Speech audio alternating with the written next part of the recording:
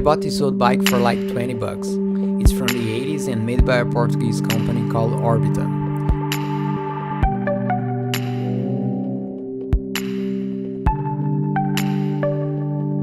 My idea was getting a cheap bike, spray some paint, and basically have something that I could park anywhere and nobody would want to steal it. But as I started to work in it, I really enjoyed seeing something so damaged look nice again.